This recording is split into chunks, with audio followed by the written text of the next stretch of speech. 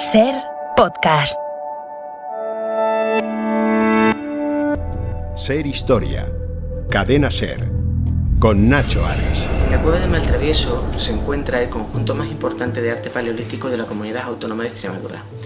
En este conjunto de arte paleolítico fundamentalmente pintado, la representación más habitual son las huellas de mano. Son manos que se hicieron mediante la acción de soplar pigmento rojo sobre la mano que estaba apoyada en la pared. Otras representaciones que aparecen en la cueva son motivos simbólicos, triángulos, series de puntos, trazos pareados, en los que también fue utilizado el color negro. Además de estas representaciones de carácter más simbólico, aparecen otro tipo de motivos de carácter figurado, fundamentalmente animales. Entre ellos podemos distinguir representaciones de caballos, representaciones de bóvidos y algunas representaciones de muy difícil asignación que podrían considerarse como cápridos o cérvidos.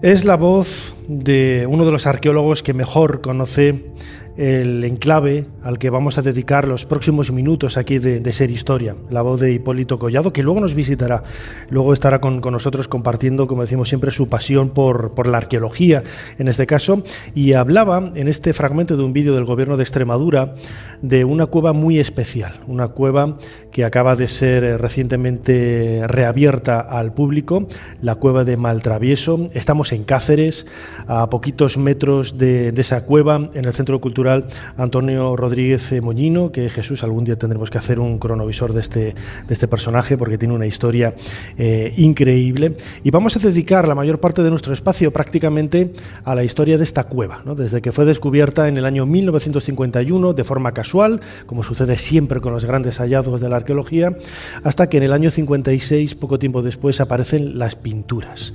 Esas pinturas que han marcado un poco el antes y el después de la investigación de la prehistoria. Estamos hablando, incluso algunas personas echan el reloj hacia atrás, más de 66.000 años, ¿no? Lo que es una verdadera barbaridad desde el punto de vista de la prehistoria.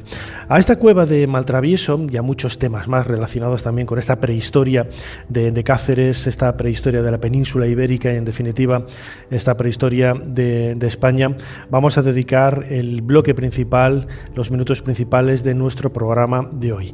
Pero como siempre, serán casi 90 minutos en donde intentaremos hacer un poquito más de historia.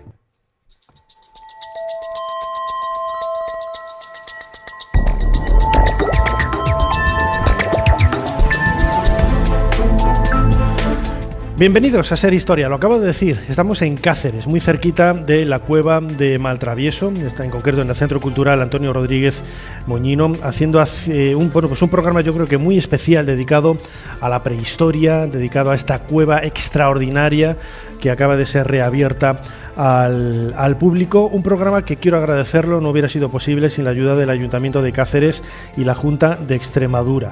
Gracias a ellos podemos compartir y difundir, ¿no?, la historia de este yacimiento tan importante que podría reescribir, nunca mejor dicho, ¿no?, porque incluso algunas de las pinturas que han aparecido en esta cueva tan misteriosa hace prácticamente 7 décadas, podrían incluso, hay algunos investigadores que las consideran una suerte de protoescritura, ¿no? Es algo también muy interesante, muy apasionante para poder adentrarnos en el estudio de esta cueva. Como siempre, soy Nacho Ares y no me queda más que darles de nuevo las gracias a todos por estar ahí, en especial al público cacereño que nos atiende en este centro cultural. Muchísimas gracias a todos.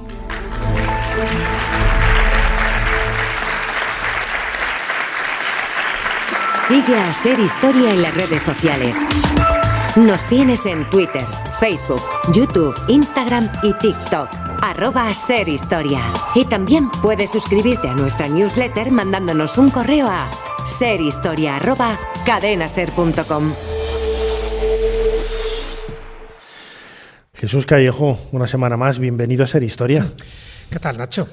Una semana más, pero en un lugar muy especial y además con un placer inmenso volver a Extremadura. En poco tiempo, has visto que hemos estado en Las Urdes, hemos estado en Plasencia, Mérida, nos quedaba Cáceres. Desde luego, es una tierra increíble, llena de historia, llena de misterios, llena de leyendas, llena de un montón de elementos humanos que nos llaman mucho la atención, ¿no? Y en esta ocasión vamos a dedicar este programa a la cueva de Maltravieso y a otros elementos también culturales de esa prehistoria. Quizás uno de los hallazgos más sorprendentes o más importantes, más que sorprendentes, también sorprendentes, ¿no?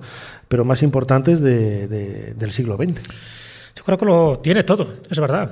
Se podría decir de muchas cuevas, ¿no? Cada cual pues arrima el ascua a su sardina, pero es que Maltravieso, desde que salió aquella noticia, que luego se comentará, ¿no?, en el 2018 en la revista Science, de que se habían datado algunas de estas pinturas en 66.700 años, yo te puedes imaginar que me puse a investigar muchísimo más porque rompía muchísimos esquemas, muchísimos cánones establecidos hasta ese momento de las pinturas rupestres. Ya lo rompió incluso cuando se descubre la propia cueva y se empiezan a mostrar pinturas, manos, pero no solo manos, sino también... Romperlo tuvieron que romper porque tuvieron que dinamitarlo de verdad. Claro, ahora lo comentaremos un poco en el cronovisor. Pero claro, se pensaba que este tipo de pinturas por debajo de la cornisa cantábrica eran prácticamente imposibles. De hecho, el pobre Carlos Callejo tuvo muchísimas dificultades para demostrar que eran pinturas auténticas. Ya desde ese momento se creó todo un hito, pero desde esa datación con uranio torio, donde se remontaba ni más ni menos que a la escalofriante fecha de 66.700 años, si esto al final se comprueba y se demuestra, esto no es una cueva cualquiera, es decir, manos efectivamente hay y muy interesantes y luego lo comentaremos, pero manos hay en otras cuevas, también hay zoomorfos, hay idiomorfos, pero esta antigüedad ya no solo está indicando de que no eran Homo sapiens los que los pudieron hacer, serían neandertales, es decir, otra especie homínida, pero no serían nuestra especie humana, la actual. Y por otra parte, la forma, el lugar donde están colocadas estas manos, el que les falte el meñique, en fin, todo nos está indicando, como tú apuntabas, Nacho, al principio, que a lo mejor estamos hablando de un código simbólico universal prehistórico. Lo que se intentaba transmitir eran ideas y conceptos, pero que hemos perdido un poco el manual de interpretación. Bueno, pues gracias a esta cueva, con estas 60 manos que se han encontrado, tanto negativas como mixtas, y luego en comparación con otras cuevas, que luego te comentaré, ¿no?, donde se han encontrado también muchas más manos, bueno, pues hay distintas teorías. Es decir, para mí eso es lo interesante, no solo la parte artística, la parte prehistórica, la parte antropológica y la parte arqueológica que tiene, sino el por qué se hacían estas manos, en qué lugares en concreto, si estaban señalando o no señalando una determinada intención o estaban mostrando un concepto. Bueno, pues aquí tenemos una auténtica universidad en la cueva de Maltravieso donde todo esto se está poniendo en valor y se está abriendo nuevos campos de investigación. Algunos con una satisfacción tremenda, me imagino que para otros pues una cierta polémica, porque ya sabes que cuando se habla de dataciones tan antiguas, pues sí, no todo el mundo está de acuerdo. Pero si hacemos caso, y luego está aquí Hipólito que nos lo comentará con más interés, pero para mí, ya te digo, estamos ante una de las cuevas que, en fin, que habría que poner una alfombra roja por la importancia capital que ha tenido desde el año 51, o sea, prácticamente antes de ayer, desde que se descubrió oficialmente. Siempre que veo estas pinturas donde falta el meñique, a mí me acuerdo de una cosa que es una estupidez. Pero yo recuerdo cuando iba al colegio en Valladolid, pues debía ser en octavo de GB, ¿no? Un compañero dijo que había oído que el ser humano, cuando siguiera evolucionando dentro no me habló de siglos ni miles de años, ¿no? Pero el meñique, que no lo utilizamos para nada, lo acabaremos perdiendo, ¿no? Y tendremos manos como el ratón Mickey, con 4 dedos. Y yo como los dibujos animados, ¿eh? Sí, sí, por eso digo. Yo desde aquel día estoy preocupado. Digo, a ver, un día me voy a levantar y no voy a tener el meñique, ¿no? Pero bueno, bromas aparte y anécdotas infantiles aparte. Jesús Callejo, tenemos aquí preparado ya nuestro cronovisor, el teclado. ¿Cuál es la fecha que nos propones en esta semana? La fecha es el 11 de agosto de 1951.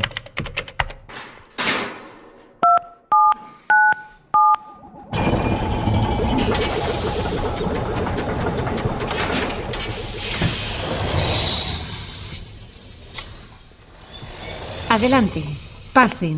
Jesús Callejo les está esperando junto al cronovisor.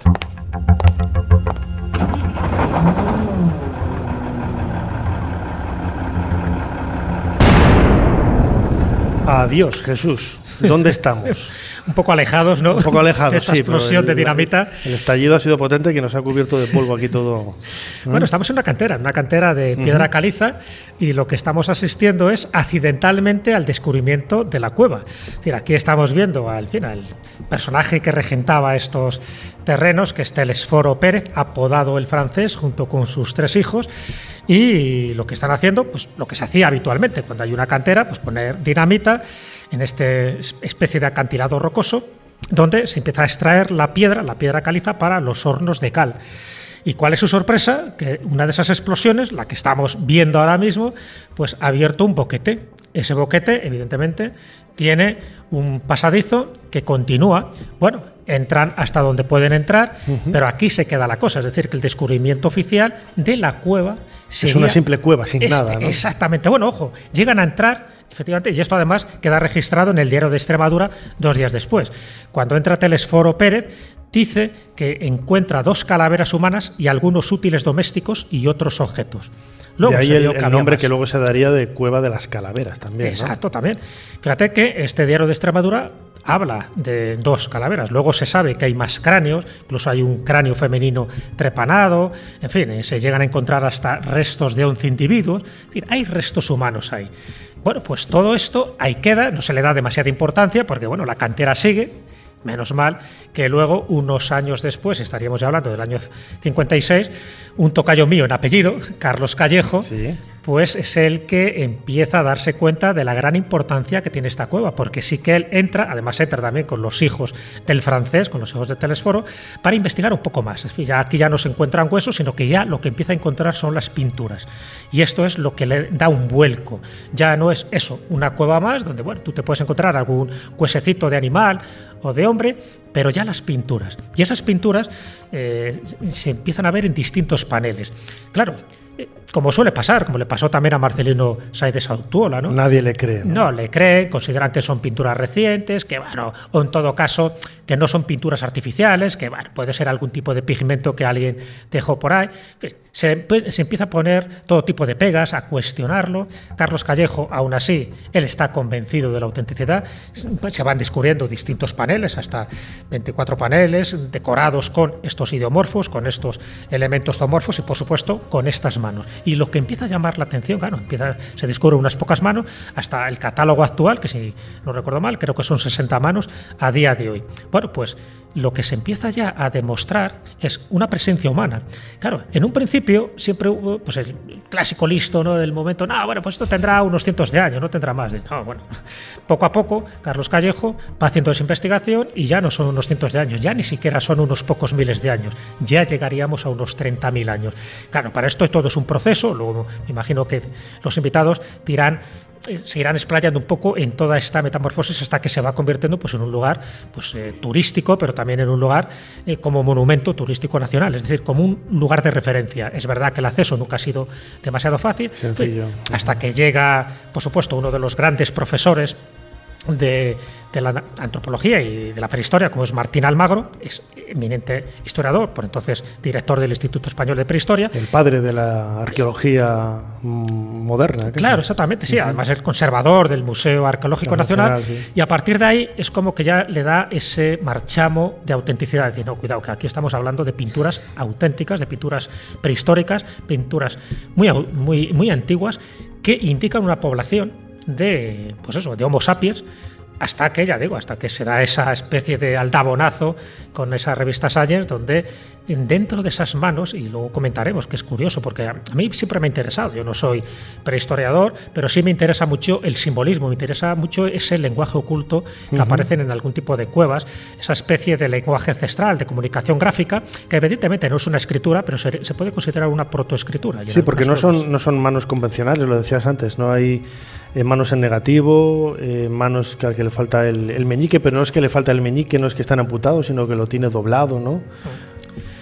Y seguramente no es una cuestión baladí. Si tienen el meñique doblado es por alguna razón. Ahora comentaremos y entraremos un poco en detalle, pero bueno, son distintas hipótesis, ¿no? Puede ser una hipótesis identitaria, es decir, que el clan que vivía ahí pues querían asociarse de esta forma, ¿no? Hay otras que son de advertencia, otras de precaución, otras yo he estado aquí, otras, bueno, pues están indicando muchísimas circunstancias. Pero fíjate, Nacho, una de las cosas que me llamó la atención, hay una investigación no demasiado conocida de una paleontóloga de la Universidad de Victoria en Canadá que se llama Genevieve Pottpessinger, y ella empezó a investigar en distintas cuevas, ¿no? Tiene de hecho un libro donde sacan todas estas conclusiones que se titula Los primeros signos, un libro del 2012. Bueno, pues ella visita 367 yacimientos del Paleolítico, 367, y se va dando cuenta que en todos estos grabados, en estos símbolos que aparecen en las cuevas, hay una constante, hay un patrón común. Hay 32 signos que se repiten, 32, ni uno más ni uno menos.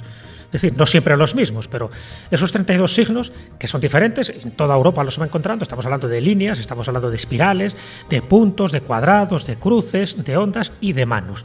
De hecho, dentro de esos 32 signos hay dos manos, una en positivo y otra en negativo. Es decir, ella cree que esto es una especie de código que no está hecho al azar, porque si realmente fueran símbolos hechos al azar o simples garabatos decorativos, habría muchos más, no habría solo 32, y que se va repitiendo, ya digo, en distintas latitudes. Eso no puede ser casual. Si partimos de la base de que nuestros antepasados no eran estúpidos, de que lo que hacían tenía un significado, no solo artístico, sino también simbólico, evidentemente, esta tesis de esta paleontóloga canadiense lo que nos está indicando es que las manos en concreto, estas manos, nos está dando un mensaje. Ahora bien, Nacho, ¿qué tipo de mensaje? Claro, es el interrogante, ¿no?, que tenemos que lanzar un poco al viento, al aire, mejor dicho. ¿Qué significan? ¿Quién las hizo? ¿Por qué? ¿Eran chicos? ¿Eran chicas? ¿Eran hombres? ¿Eran mujeres? Queremos invitar a este cronovisor aquí de Ser Historia, que estamos celebrando en Cáceres, alrededor del marco de esta cueva de Maltravieso, que no lo he dicho antes, también celebrando un poco, no es un evento, pero bueno, quería dar la enhorabuena y la felicitación a todos mis compañeros de Ser Cáceres, que cumplen este año 40 años, el 40 aniversario de Ser Cáceres. Y como digo, queríamos invitar a un profesor de Historia del Arte de la Universidad de Extremadura, que ya nos atiende aquí en este cronovisor, en esta máquina del tiempo, que es José Julio García Arranz. José Julio, bienvenido a Ser Historia. Muchas gracias, muy buenas. José Julio, escuchábamos ahora a Jesús Callejo, que nada tiene que ver con Carlos Callejo, ese descubridor maravilloso de las pinturas. ¿Qué significan estas manos? Es quizás el mayor enigma, ¿no?, que hay alrededor de estas pinturas, porque tú puedes ver un bisonte y dices, bueno, está propiciando la caza. Muy bien, vamos a aceptarlo. Pero una mano, ¿qué puede significar? ¿Qué puede significar? Esa es la pregunta. Acércate, por favor. Es la pregunta del millón. Sí, ¿no? Porque yo creo que, bueno, hay que ser un poco humilde y pensar que es muy poco probable que seamos capaces alguna vez de saber cuál es la verdadera razón, ¿no?, del sentido y significado de ellas, ¿no? Se han apuntado varias interpretaciones y vamos a la bibliografía, pues vamos viendo distintas interpretaciones sobre esto, ¿no? La primera era que se trata de un elemento de apropiación. Es decir, esta es la cueva de nuestro clan, con lo cual nosotros plasmamos estas manos para indicar esta es nuestra cueva y que da el testimonio de ello a través de las manos que hemos impuesto, ¿no? Con lo cual el uso de esa cueva, fuera cual fuera, estaría reservado, restringido para esta... Eso implicaría que si tú vas a otra región, a otra cueva, vas a encontrar manos, pero manos distintas. Posiblemente, claro, porque íbamos a otro elemento que es efectivamente la falta del meñique por ese plegado. Luego hablaremos del plegado, ¿no?, sobre todo ello. Porque eso en relación con lo anterior no solo hay un elemento de apropiación, sino identitario. Jesús lo ha comentado anteriormente. Ojo que somos el clan de los sin meñique, ¿no? Sí. O como fuera, ¿no? Porque se llevaba mal con el clan de los con meñique, ¿no? Exactamente. Entonces, del de las manos completas igual había algún tipo de ahí de reyerta, ¿no? Entonces podía ser también ese significado, ¿no? Luego también se ha apuntado muchas veces el hecho de que fueran testimonio de determinados rituales, ¿no?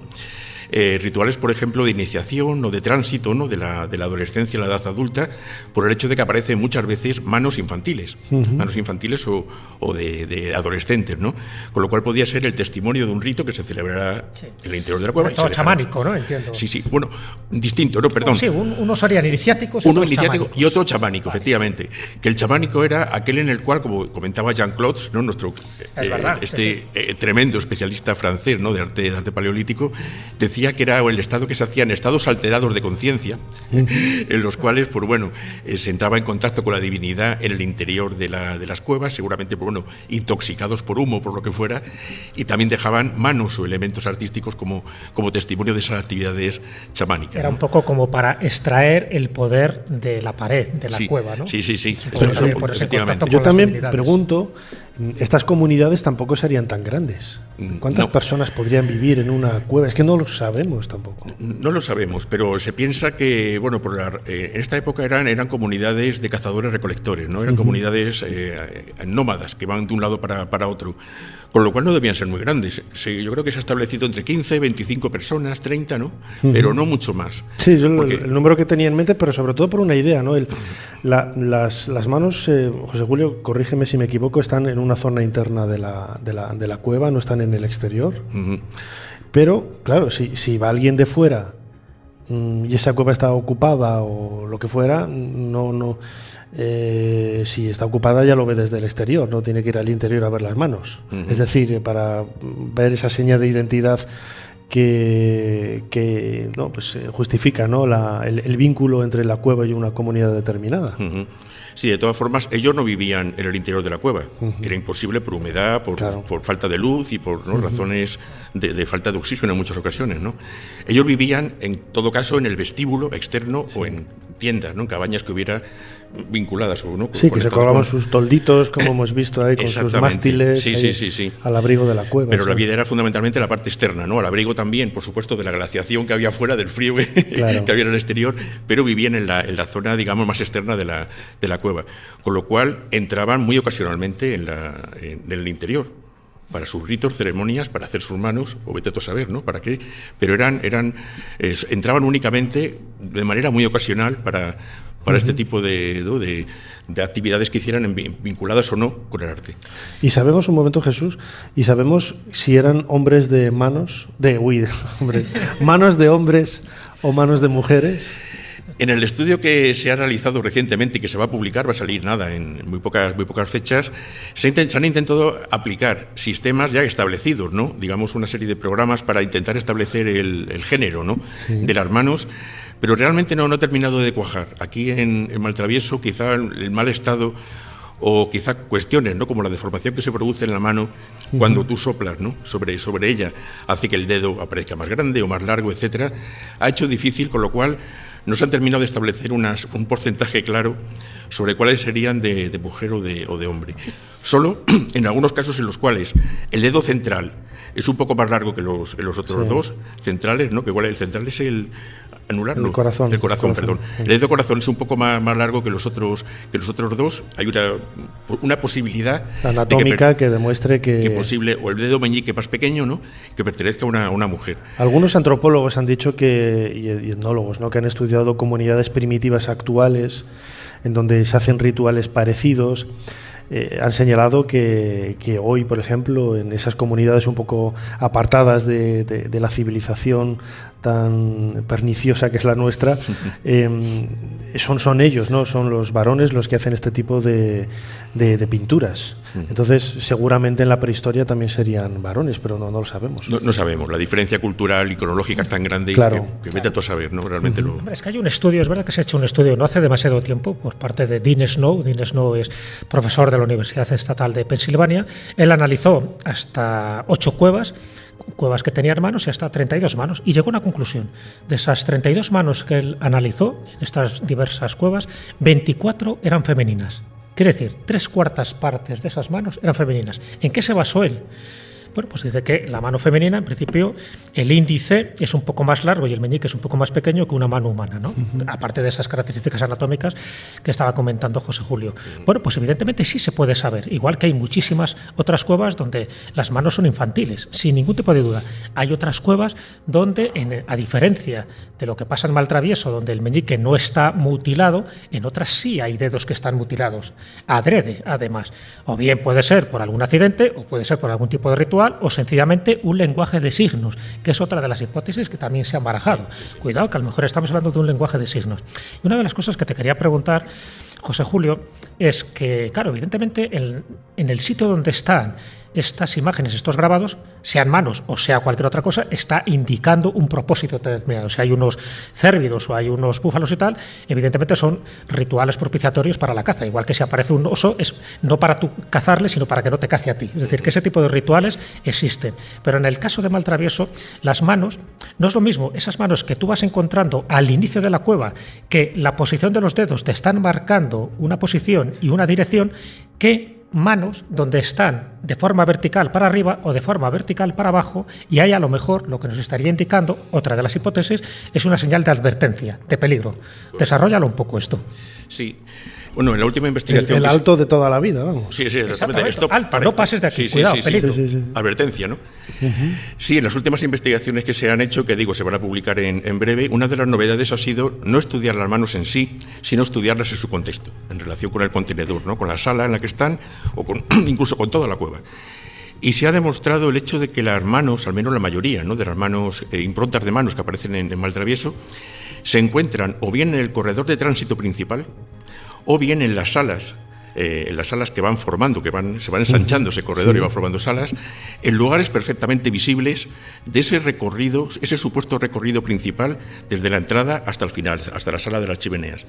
De modo que al final no hay manos, sala de la chimenea no hay manos, y en galerías laterales no hay manos, están únicamente, digamos, en el eje principal de tránsito de la... Como señalando la dirección que tienes que seguir, ¿no? Exactamente. Para el interior, cuando tú vas penetrando, la dirección de los dedos es para el interior, y cuando sales, la dirección es la inversa, entonces. Efectivamente. Entonces, cuando tú vas desde el interior hacia afuera, los que ves, bueno, están normalmente en lugares muy visibles, lo que llamamos lugares públicos, ¿no? Sí. Porque se ven bien desde cualquier lugar del espacio.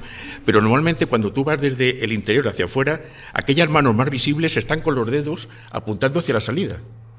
Y a la inversa, cuando tú vas desde el acceso hacia el interior, ves que están apuntando hacia la izquierda, hacia el interior de la cueva.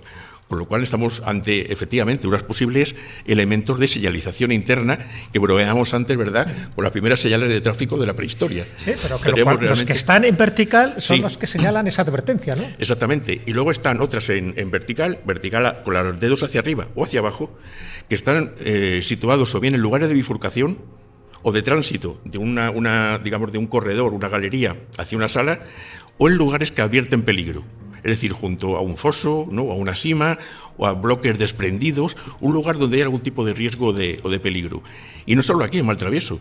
Por ejemplo, en La Garma, que es una cueva de Cantabria, ¿no?, también hay un foso y un montón de manos en negativo que están situadas encima como diciendo, ojo, no te acerques, ¿no?, o te caes al hoyo.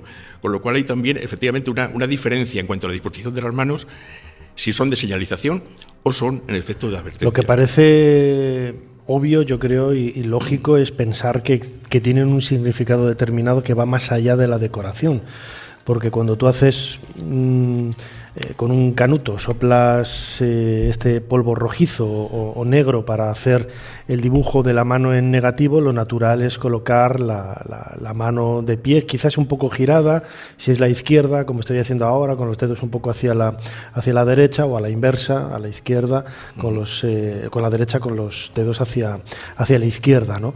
Pero claro, enderezar la mano justo con los dedos hacia arriba o invertirla, eso en ocasiones, en algunos puntos de la tumba, es muy incómodo, y la posición del artista o de quien fuera, pues tendría que estar en una posición muy, muy incómoda para hacerlo. Lo que nos está hablando de la búsqueda de un motivo, ¿no?, para poder justificarlo, claro. Sí. Hay aproximadamente un 30% de las manos, ¿no?, documentadas, que tiene una postura imposible de autorrealizarse. Es decir, que el señor o señora que lo hiciera no puede estar soplando y poniendo la mano a la vez, tiene que ser otra persona, incluso algún juego de dos manos. Hay algún caso de las dos manos, con lo cual, evidentemente, a menos que tuviera una tercera mano, no podría hacerla. Un pulpo, ¿no? Un pulpo. Sino que también, pues, ahí es evidente que habría un colaborador que realizara todo esto. Hay otra teoría que en su momento elaboró José Antonio Blas Heras, diciendo que este tipo de manos lo que te está indicando es un viaje hacia el otro lado de la roca, lo cual esto me parece muy interesante y muy chamánico también, ¿no?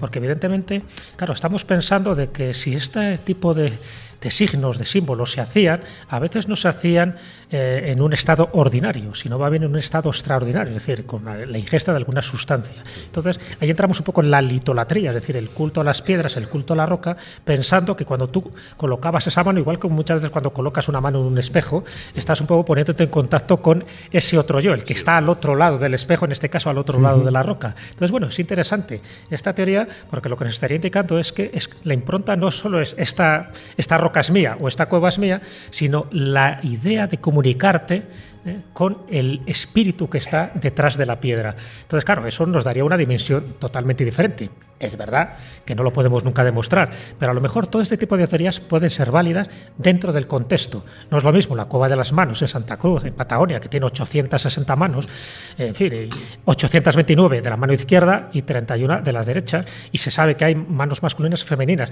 pero eso es una especie como de horror vacui. Tú ves ese panel y son manos y manos y manos y manos. Está claro que el significado es distinto del que estamos hablando de Maltravieso o la de la Cueva de la Garma o de la Cueva de Gargas en Francia, donde esas 231 manos, algunas de niños, están simbolizando otro tipo de cosas. Es decir, que todo lo que estamos diciendo posiblemente todo sea cierto o todo sea mentira. Yo creo que el simbolismo es claro, ¿no? O sea, incluso en la actualidad, la mano de Fátima, por ejemplo, en el mundo árabe, ¿no? El Hamsa, el 5, ¿no? En árabe también, con esa mano extendida, es una señal de stop, ¿no? También de protección, ¿no? Para evitar que algo extraño, ajeno a ti, te pueda atacar, ¿no? Y yo creo que por ahí es por donde debemos hacer la lectura. Tú, Jesús, eres precisamente experto, ¿no? en simbología, en este tipo de lecturas paralelas que se pueden hacer de los símbolos, de los objetos, y la mano es inherente, ¿no? al ser humano. Tenemos quizás el rostro, los ojos, la nariz, la boca, y la mano es algo que identifica perfectamente a un ser humano, ¿no? Yo creo que sí. Además, si un poco analizamos la teoría de Jean-Claude, por ejemplo, cuando hablaba de las 3 etapas del trance, él decía que, claro, estas pinturas, según además donde estén, no es lo mismo las que están en el abrigo rocoso, no es lo mismo las que están en el centro o las que están en el Santo Santorum, es decir, donde está de la forma más inaccesible. Él decía que obedecía a las distintas fases del trance, ¿no? La primera fase del trance era cuando el chamán ve unas formas, unos signos geométricos sencillos, y son los que van poniendo esos idiomorfos que hemos comentado al principio.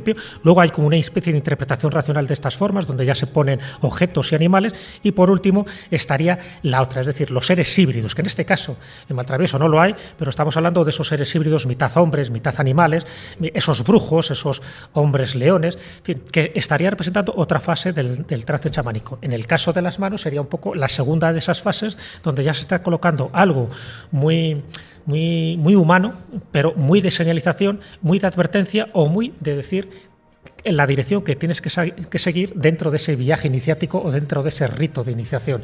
Yo creo que las cuevas, no lo olvidemos, no solo eran lugares de habitación, no eran solo santuarios, sino que eran receptáculos de conocimiento. Entonces, las cuevas, si las sabemos interpretar, nos dan muchísima información de los pobladores, de los pobladores, tanto de hace 20.000 o 30.000 años, o de esas 2 manos, que me parecen muy interesantes, porque cuando se hizo esa datación tan extraordinaria de los 66.700 años, se hizo también con 2 manos, pero 2 manos no visibles, sino en lugares bastante inaccesibles, ¿no es así? Sí.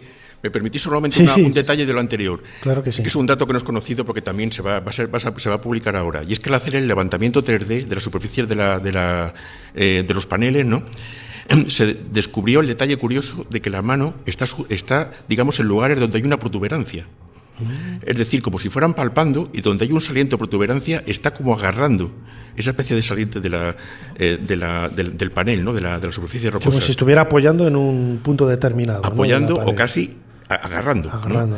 Con lo cual es un dato también interesante para tener en cuenta, ¿no?, en el sentido de todo ello. No, y lo de la datación, que son en 2 manos donde más longevas son, ¿no? A diferencia de las más visibles, que parece que tienen una cercanía más reciente, si llamamos cercanía reciente, a 30.000 años. Sí. precisamente Antes las dos famosas manos de las cuales se extrajeron, ¿no? Las muestras que dieron esas 66.700, ¿no? años. Y ojo, que es la datación de la costra, no de la mano. Sí, claro. Y de la costra que está encima. La mano puede ser... De la concreción calcárea, ¿no? Que es lo que determina el uranio torio. Sí, sí. Pues esas manos están en un lugar no visible. Al contrario de las demás, que generalmente están todavía bien visualizables, ¿no? En lugares, ya digo, públicos y en lugares no bien perceptibles por los transeúntes, ¿no? Estos están en una especie de entrante y además en la superficie inferior de la visera de la roca. Con lo cual tú, para ver esas manos famosas neandertales, ¿no? Tienes que entrar boca abajo y mirar hacia arriba, ¿no? Volverte hacia arriba en una postura bastante incómoda para localizar esas dos manos. Es fantástico lo que estamos aprendiendo de la cueva de Maltravieso, que acaba de ser reabierta al público. Una cueva descubierta en el año 1951, pero desde el punto de vista artístico, ¿no? En el año 1956, Carlos Callejo, un primo lejano de nuestro crononauta Jesús Callejo, descubrió estas pinturas. José Julio García Arranz, profesor de Historia del Arte de la Universidad de Extremadura. Muchísimas gracias por habernos ayudado a hacer un poquito más de historia. A vosotros, ha sido un verdadero placer. Y Jesús Callejo, crononauta, volvemos al presente y he disfrutado muchísimo, con un tema que yo había oído campanas y no sabía dónde, ¿no? En muchas ocasiones te das cuenta de que nos queda todavía mucho por aprender. Como siempre, muchísimas gracias por habernos ayudado a hacer un poquito más de historia. Gracias a ti, Nacho, y en este caso pongo la mano en el fuego por la autenticidad de esta cueva y de estas pinturas. Un aplauso muy grande para los dos. Soy Teseo, único hijo de Egeo, rey de Atenas, y jamás me inclinaré ante un traidor. ¡Inclínate si no quieres! Déjame a mí. ¿Cómo te atreves a hablarme así? Tu autoridad no me dice nada, Minos. He venido a segar la vida del Minotauro y a liberar a mi pueblo de las obligaciones con tu tiranía. Ser Historia con Nacho Ares. Todo lo que quisiste saber de la historia, la madrugada del sábado al domingo en la cadena SER.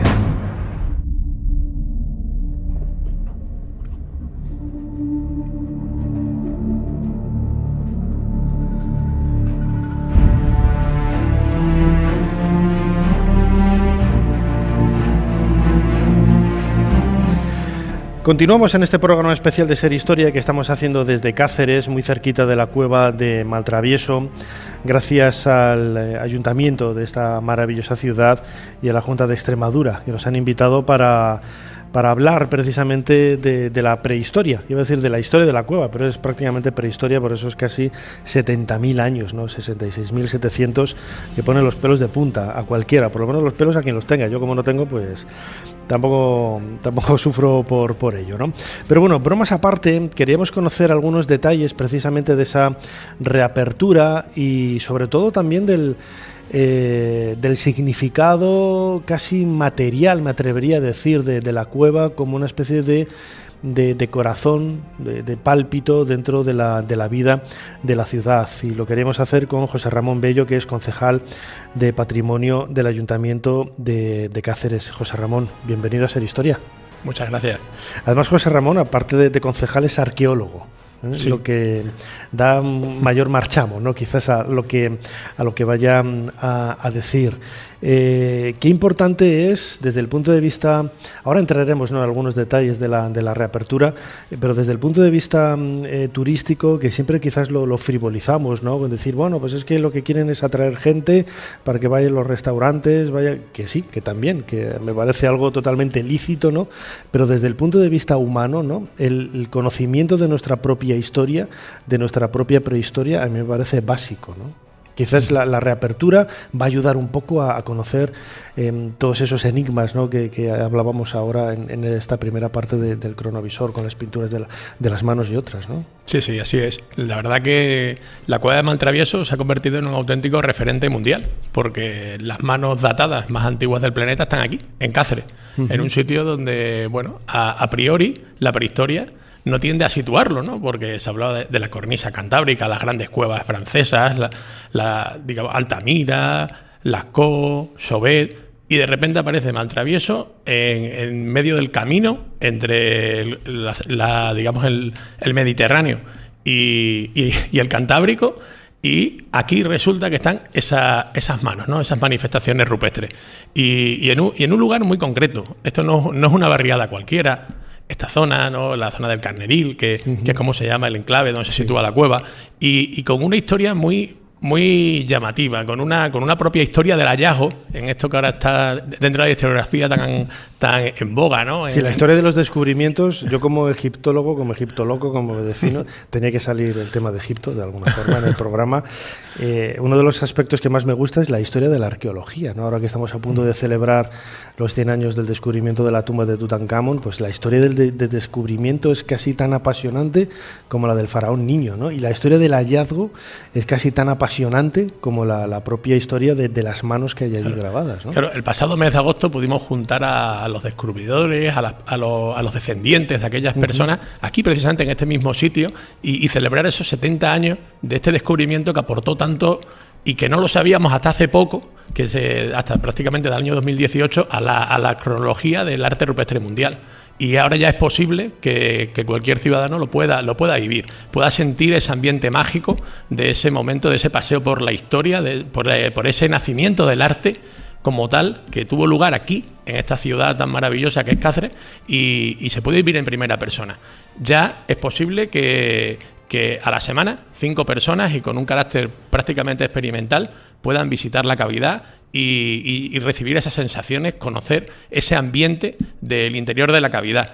En una propuesta también muy llamativa, como se hace en Altamira. En Altamira se puede entrar, lo que pasa es que es muy reducido, se hace por sorteo, un día al mes, pero se puede entrar a la cavidad precisamente también para poder investigar cómo evoluciona esa conservación de este arte rupestre. Sí, yo recuerdo, hablando con los expertos, los especialistas de Altamira, que entran casi como con el cronómetro en la mano. Igual que cuando entran a ver la momia de Otzi, el hombre de las nieves, en Bonzano, en el museo donde se conserva, en esa cámara frigorífica.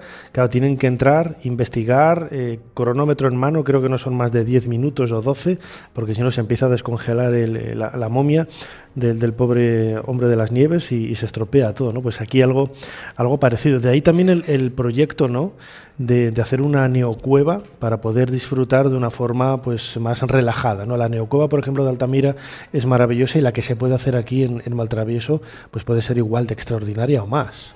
Sí, en eso estamos trabajando hace mucho tiempo. De hecho, tuvimos una absoluta obsesión por poder dotar de capacidad suficiente a que cualquier persona, cualquier ciudadano, cualquier visitante pudiera tener esa misma sensación, poder conocer la cavidad. Y como ahora es imposible por el estado de conservación de las personas ampliar a 5 personas a la semana, pues decidimos emplear mucho esfuerzo en buscar esa fórmula, y lo hemos conseguido.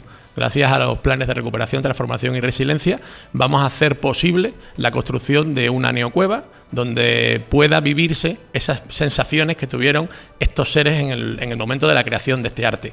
Para ello, en los próximos años vamos a construir un edificio con toda una museología preparada con la máxima tecnología que hoy tenemos en nuestra mano para hacer ese tránsito al pasado, ese viaje maravilloso posible aquí en las inmediaciones de la cavidad. Lo que le da también más empaque, ¿no?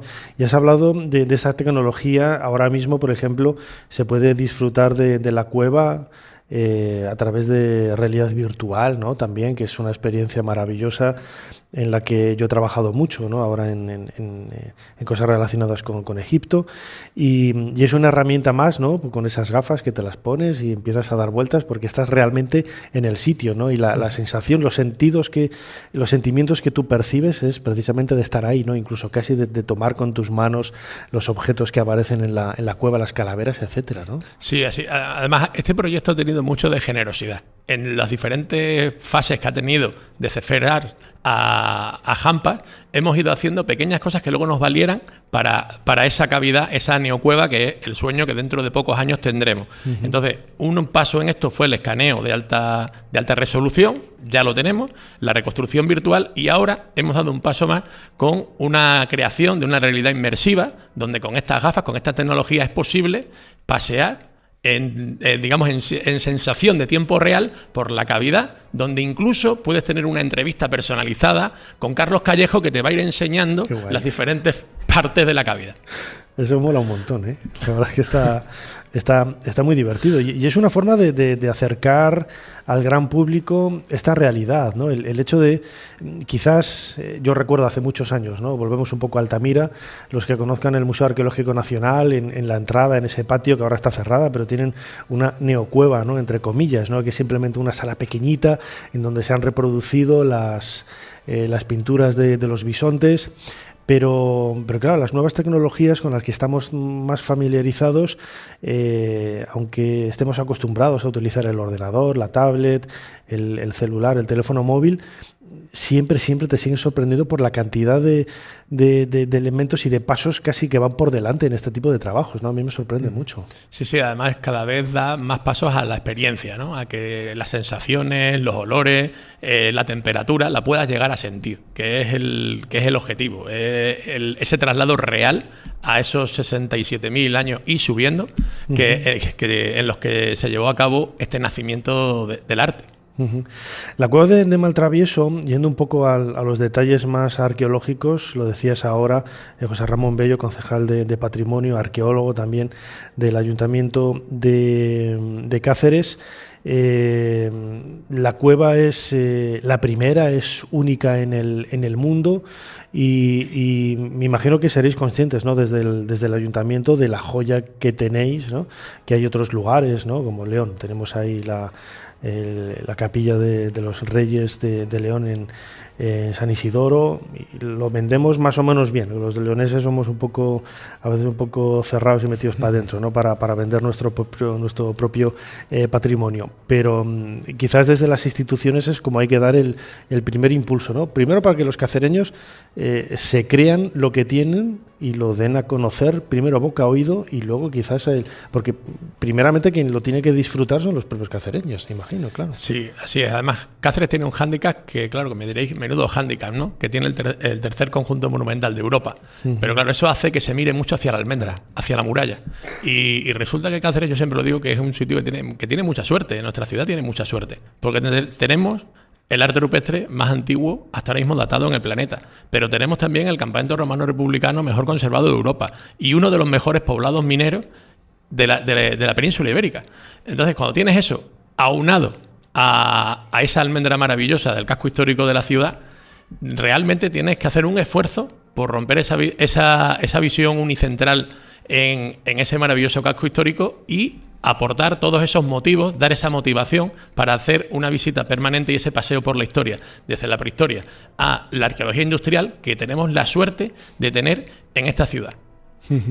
Una ciudad maravillosa y que recomiendo a todos los que nos están escuchando a que se pongan en camino, en carretera, hacia Extremadura y visitar Cáceres. De momento, esa experiencia es una experiencia experimental, valga la redundancia, ¿no? Que va a funcionar, corrígeme si me equivoco, José Ramón, durante 6 meses, ¿no? La idea de visitar 5 personas. Mucha gente dirá, ¿por qué dejan entrar a tan poca gente? Hay razones arqueológicas, hay razones microbiológicas, hay razones un poco de todo, ¿no? Explícanos un poco por qué tienen que entrar tan poca gente. Sí, esto es una parte también del proceso científico. O sea, tenemos que saber cómo evoluciona la conservación de las pinturas. Realmente, el problema es que al hallarse con voladuras, prácticamente se crea una cámara estanca. No es una cueva en la que la temperatura dentro sea inferior, todo lo contrario, ni la sensación de humedad sea alta, todo lo contrario, porque quedó estanca por esa propia circunstancia del hallazgo. Eso hace que proliferen las microbacterias, que proliferen los líquenes, que la propia degradación de la pintura, de las propias pinturas, vaya creciendo. Y eso nos hace ser muy responsables, porque tener patrimonio es un tesoro, pero también una enorme responsabilidad también. Entonces, en ese sentido, emparejado a cómo evolucionan esas condiciones de temperatura, de humedad e incluso de emisiones de radón en la propia cavidad, vamos a ir haciendo un desarrollo experimental de estas visitas para conocer cómo evolucionan esos valores a lo largo de todas estas semanas. Nosotros tenemos una serie de métodos para captar todo ese tipo de diferencias de temperatura, de humedad y de emisiones de radón y digamos que las tenemos monitorizadas diariamente. Cada hora tenemos una toma y queremos saber a lo largo de las semanas cómo evoluciona la cueva y esas emisiones en función de de esta presencia humana dentro de la cavidad. En ese sentido, dentro de 6 meses, habrá que sentarse de nuevo hacer una con todos los datos y tomar las decisiones que siempre serán las que sean más provechosas para la conservación de este bien de un valor excepcional. Los visitantes, yo sé por los investigadores que han accedido, muchos de ellos van enfundados, ¿no? En sus trajes que parecen astronautas. Los visitantes tendrán de forma obligada que entrar así, ¿no? Sí, hay que entrar con un calzado especial.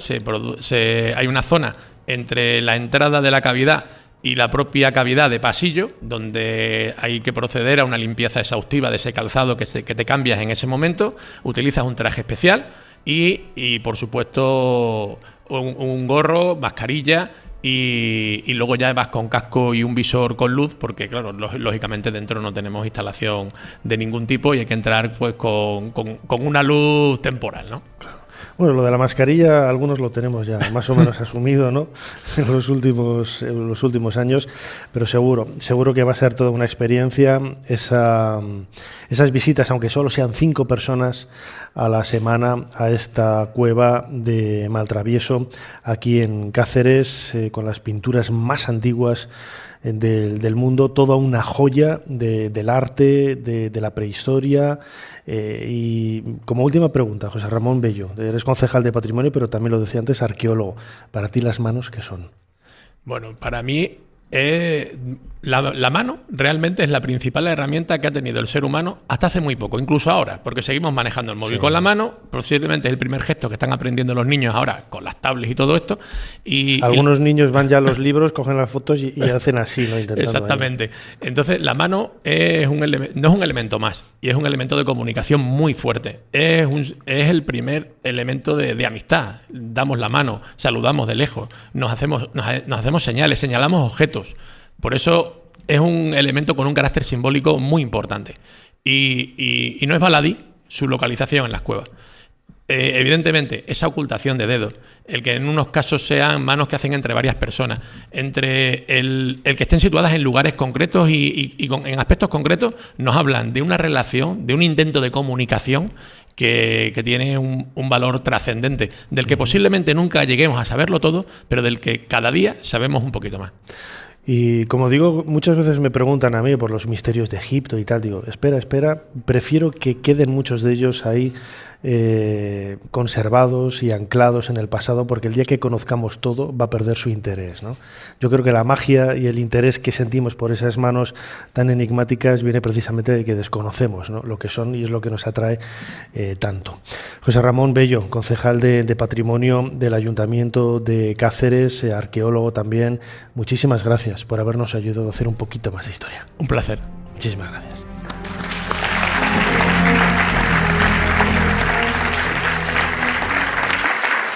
No tengo más que deudas. Esto tiene que hacerse ya. Os sugiero, Majestad, que dejéis que la Inquisición haga su trabajo. Entre tanto, podéis aprovechar la confesión de este reo para que los obispos leales a la corona comiencen a excitar a sus parroquianos. En pocas semanas todo el reino se estará demandando que apreséis a los templarios y que confisquéis sus bienes. Ser Historia con Nacho Ares. Todo lo que quisiste saber de la historia, la madrugada del sábado al domingo, en la cadena SER. En el mismo casco urbano de Cáceres se encuentra la cueva de Maltravieso. Su descubrimiento fue casual, en 1951, mientras se exploraban unas minas ubicadas en el Calerizo, cerca de Cáceres, un complejo kárstico del que forman parte otras cavidades, como la del Conejar y la de Santa Ana, donde se documenta la presencia de homínidos hace ya 800.000 años. En el interior de la cueva de Maltravieso se conserva la huella más importante del arte paleolítico en el mundo. La cueva cuenta con motivos decorativos que representan 70 manos humanas realizadas con pigmentos rojizos, descubiertas en 1956 por Carlos Callejo. Los estudios científicos más recientes, realizados mediante sofisticadas técnicas, ofrecen a estas manos pintadas una antigüedad de al menos 66.000 años. Un dato que las convierte en el testimonio del arte paleolítico más antiguo conocido hasta la fecha a nivel mundial.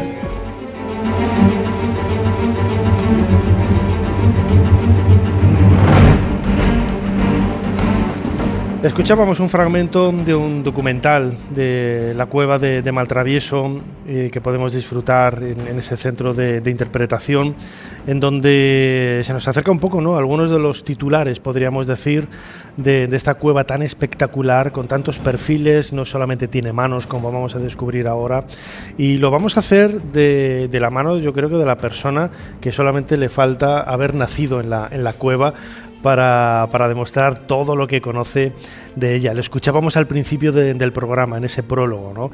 Se trata de Hipólito Collado Girado, que es arqueólogo y jefe de arqueología en la Junta de Extremadura. Hipólito, bienvenido a Ser Historia. Hola, buenas. Hipólito, la verdad es que es un lugar realmente espectacular, ¿no? Y acabábamos la charla con nuestro invitado anterior, con José Ramón, preguntándole qué significaban las manos para ti. ¿Qué significan las manos? Acércate un poquito al micrófono. Lo que nos hace humanos. La mano nos hace humanos. Somos lo que somos gracias a que hace varios millones de años nos levantamos, liberamos nuestras manos. Eso nos permitió hacer herramientas, eso nos permitió mejorar nuestra dieta, eso nos permitió que nuestro cerebro se agrandara, eso nos permitió empezar a evolucionar como seres y llegar hasta nuestros días. Entonces, para mí la mano es lo que nos hace humanos, es el elemento fundamental de nuestra humanidad. ¿Y es lo que refleja un poco las pinturas de la cueva? Sí, las pinturas de la cueva reflejan un poco todo ese compendio de esas personas tan sabias que han estado hablando antes. Pues es un poco el compendio. En esta sociedad prehistórica no creo que haya que separar como lo hacemos actualmente, ¿no? No hay que separar una cuestión funcional de una cuestión cultural o una cuestión social. Creo que es todo un englobar en un mismo espacio, en un mismo panel, en una misma figura, un montón de factores que realmente quisieron reflejar en un momento donde la vida pues era realmente complicada, ¿no? Eso de cazar un bicho y tener que depender o tener que superar una climatología tremendamente adversa o tener que luchar contra un oso de las cavernas o contra una hiena, ¿no? Era algo más que una simple representación de arte, como la queremos denominar arte. Desde luego, ¿no? Yo preguntaba a José Julio en la primera parte este tipo de comunidades, ¿no?, que vivían en las cuevas, pues es unas 10, 15, 20 personas, ¿no? Quizás son comunidades pequeñas que iban moviéndose de un lugar a otro. Y claro, la pregunta es qué tipo de comunidad, porque con una fecha tan antigua, casi 70.000 años, trastoca, ¿no? 180 grados prácticamente lo que habíamos pensado de esos seres humanos que eran capaces de representar, ¿no? Estaríamos hablando casi de neandertales, ¿no? A día de hoy, con esa fecha, neandertales. Mientras la arqueología, que esto es como todo, la ciencia avanza, que es una barbaridad, y hasta la fecha, con esas cronologías en la península ibérica no conocemos asentamientos de hombres anatómicamente modernos, de sapiens. Por tanto, si no existen hasta la fecha sapiens en la península ibérica, la única opción que nos queda es que sean neandertales, y esa es la opción que obviamente pues presentamos y planteamos en la investigación. Eso no quiere decir que estemos en la verdad absoluta, porque mañana puede aparecer otro dato. Claro, con los datos de hoy. Exacto, con los datos de hoy, estas manos son las únicas manos neandertales que tenemos documentadas, como decía antes José Ramón Bello, en el orbe, en Europa, son únicas. Y no solamente la mano, es que en esta cueva es lo maravilloso que tiene esta Maltravieso, es lo maravilloso que tiene enfrentarse. Aquí es la primera forma de hacer que tiene el hombre como con su capacidad, ¿no? Que algo ha funcionado, algo ha hecho clic en ese cerebro, por lo menos aquí hace 66.000 años, que ha hecho llevar a esos homínidos a representar manos, puntos, trazos, triángulos, discos soplados, un compendio de figuras que son aquello que nos hace humanos. Es el primer elemento artístico, que no vamos a llamar así, la primera simbolización, las primeras capacidades simbólicas que nosotros como seres humanos, me da igual, neandertales, sapiens, denisovanos incluso, si lo queremos llamar, somos capaces de hacer en una pared. Por tanto, a mí me parece eso una cuestión que me emociona, me emocionaré siempre cada vez que me enfrento a cualquier panel con arte rupestre, y mucho más porque yo como extremeño pues me siento absolutamente identificado con mi tierra y con el patrimonio de mi tierra, que es fundamental. Desde luego, has comentado, hemos llevamos casi una hora de programa, 57 minutos, 58 ahora mismo, que lo tengo aquí en el cronómetro, hablando prácticamente de esas manos, ¿no? Pero has mencionado un detalle que yo quería abordar contigo, Hipólito Collado, arqueólogo y jefe de arqueología en la Junta de Extremadura, que son esos puntos y esas líneas, ¿no? Que es bastante, bueno, no es único donde aparecen, pero sí que es, quizás, lanzo la pregunta de una forma muy directa, ¿podría ser una protoescritura? He escuchado a mis compañeros, a estas personas tan sabias que me han precedido, José Julio, diciendo y cómo se ha simbolizado, cómo hemos estudiado la cueva en este último análisis que hemos hecho, gracias a mezclar la topografía, el análisis topográfico con el análisis de la simbología que va apareciendo por diversos puntos de la cueva, ¿no? Y eso nos invita a considerar que como parte de ese universo, esa sensación de comunicación estaba muy presente. Manos en vertical indicando lugares de peligro, manos en horizontal con los dedos indicando en la dirección correcta, manos que están indicando una zona de tránsito, una zona adversa, igual con los símbolos. Y esto es un compendio, no solamente es la mano, no solamente son los símbolos, son los puntos de luz que se reparten en la cavidad, donde están marcando los tránsitos de una manera muy específica, donde estamos viendo que la cueva se vive, la cueva se integra en el desarrollo de las personas que la recorrieron, que no la habitaron. En Maltravieso nunca se vive. Maltravieso se entra para pintar de una forma cultural, ritual, social, la que queramos, pero no se vive. Eso también es otra de las cosas importantes. Hay que entender que a la cueva se va con un motivo muy específico, y fueron personas mayores, adultos por supuesto, pero también niños. Y en esos paneles se mezclaron hombres, mujeres, niños, con un único objetivo, el dejar su mano para la posteridad. ¿Cuál es la función? Pues posiblemente quizás perdamos esa magia, si algún día encontramos esa Pérez de Rosetta, tú que eres egiptólogo, para poder traducirlo, ¿no? Pero en este caso nosotros no la tenemos y tendremos que seguir especulando, y posiblemente seguiremos especulando durante mucho tiempo, porque esto es como, yo no sé chino, es como si yo me enfrento a un periódico en chino y digo, bueno, me parece maravilloso, qué bonita escritura, pero nunca voy a saber nada, ¿no? Esto como, pues un poco ese es el proceso. Trataremos de aproximarnos, porque hay explicaciones las que queráis, pero todavía nos quedará esa magia de poder entender. Ahora, me parece maravilloso que poder enfrentarte, el que tenga la suerte de poder acceder a Maltravieso o a cualquier cueva con arte rupestre, de las que pocas que se puedan todavía visitar, me parece maravilloso el poder enfrentarte a aquella que realmente nos hace muy cerca. Es como si nos estuvieran saludando desde hace más de 66.000 años. Esos cacereños que vivieron aquí hace más de 66.000 años, nos acerca tremendamente hacia ellos. Para mí eso es lo más maravilloso de este arte rupestre. Porque aparte de esas pinturas tan insólitas, tan extrañas, esas marcas de puntos y líneas, también han aparecido restos humanos, ¿no? Lo decíamos al principio, cuando se descubrió era la cueva de las calaveras, ¿no? Porque habían aparecido restos humanos. El estudio de esos restos, ¿qué información nos ha dado?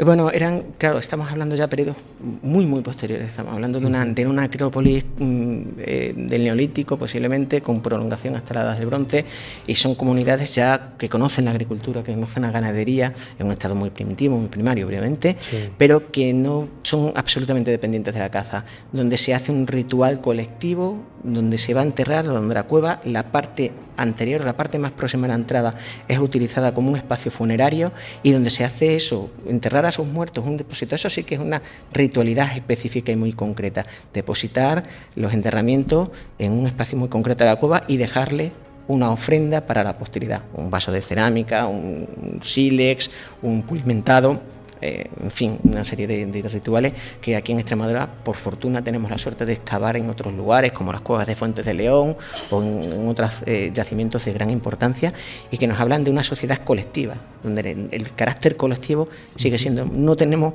una jerarquización todavía muy establecida en esa base. Porque muchas veces nos centramos en los objetos materiales, ¿no? Los arqueólogos estudian los objetos materiales, los historiadores estudiamos los textos, ¿no? A partir de ellos construir la historia, y en muchas ocasiones nos olvidamos del propio envolvente, ¿no? Donde aparece todo ello, ¿no? Que es la cueva, ¿no? La cueva en sí misma con todas las comillas del mundo, ¿no? Es una especie de entidad que tiene vida propia y que es lo que hace que las comunidades, los pueblos se acerquen a ella, ¿no? Y la tomen como, bueno, pues como en definitiva esa meta para realizar sus rituales, para convertirla en santuario, para convertirla en necrópolis, etcétera. La cueva también, desde el punto de vista de los prehistoriadores, es casi un elemento per se, ¿no? Muy válido para intentar hacer esa prehistoria, ¿no? Para conocerla bien, claro. Claro, es que la cueva es como volver al origen, es como volver a ese mundo oscuro, ese mundo de donde está el agua, donde están los elementos fundamentales para la vida. No es como volver a ese empezar, es enfrentarte a algo desconocido y al cual tienes que vencer. Tienes que vencer el miedo, tienes que vencer el hecho de estar en una zona, como estamos viendo aquí, en zonas de caída, en zonas de peligro. Y lograr vencer, lograr de avanzar en ese territorio desconocido, para una sociedad prehistórica a grupos de hace más de 60.000 años, debía de ser un hecho realmente poderoso, ¿no? De lo que se puede llegar a vivir. Habéis hablado ya de los rituales chamánicos, de los estados de conciencia alterados dentro de una misma cavidad, de la importancia de la mujer en una cueva. Me parece realmente importantísimo que empecemos a tener presente que las mujeres tenían mucho que decir en esa sociedad prehistórica. Las mujeres fueron un hecho fundamental para la supervivencia de los grupos, y aquí en Maltravieso se sigue demostrando. Una buena parte de estas figuras fueron hechas por mujeres. Bueno, hemos hecho análisis métricos, y que está claro que fueron hechas por mujeres que, con sus hijos, con su familia, con sus parejas, con sus compañeros, con su tribu, con su clan. Llamámoslo.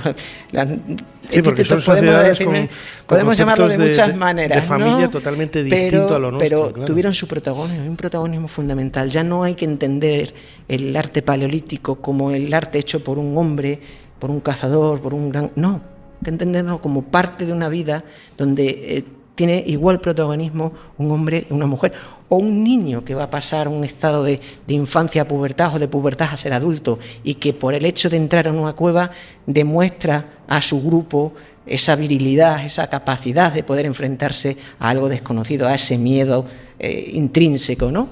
Por tanto, tenemos que entender a estos contenedores tan estupendos como contenedores de culto, de ritualidad, de vida, que pone a prueba pues todas esas sociedades de la prehistoria. Hemos hablado también de esas imágenes de animales ya, bueno, del Paleolítico superior, ¿no? 15.000 años redondeando, en grosso modo. ¿Qué tipo de animales son? Y imagino, pues, vinculados a la caza del momento y a la caza local, ¿no? del lugar. Sí, Maltravieso, como no podía ser de otra manera, no solamente tiene manos. Maltravieso son mucho más que manos. Evidentemente tenemos un gran santuario, como decíamos en el primer libro que escribimos, el santuario rupestre de las manos, pero Maltravieso es mucho más que manos. Maltravieso es un arte rupestre solutrense de hace 20.000, de hace 15.000, con caballos, con cabras, con toros, con ciervos, con ciervas, reflejando aquello a lo que estos hombres y mujeres se enfrentaron en su momento, eso que era un objetivo fundamental para su supervivencia, y que de alguna, con mayor o menor fortuna, en las paredes de una cueva reflejaron como un afán de favorecer su caza, o como un símbolo totémico al cual había que vincularse. Nuevamente vuelvo a repetirte, con una multiplicidad de explicaciones, queremos tomarla como las queramos, ¿no? O esos animales que estaban viviendo al otro lado de la pared y que salían de la pared para enfrentarse a nuestro mundo, ¿no? Entonces, eso es un maravilloso reflejo del horizonte de ese hábitat en el entorno al cual los grupos humanos de la prehistoria, desde no solamente los neandertales, sino los sapiens, evidentemente estas son figuras hechas con muchos miles de años después, entendiendo muchos miles de años, estamos hablando de eso, esto no es baladí, 20.000, 25.000, es que aquí parece que estamos antes de ayer, ¿verdad? Que, sí. Madre mía, ¿no? Y fijaros a las cronologías en las que nos estamos moviendo, bueno, pues estaban viendo en su entorno y siendo objeto de deseo, por supuesto. A mí me parece una historia, una prehistoria, ¿no? Fascinante, ¿no? Ya para ir acabando, Hipólito Collado, arqueólogo y jefe de arqueología en la Junta de Extremadura.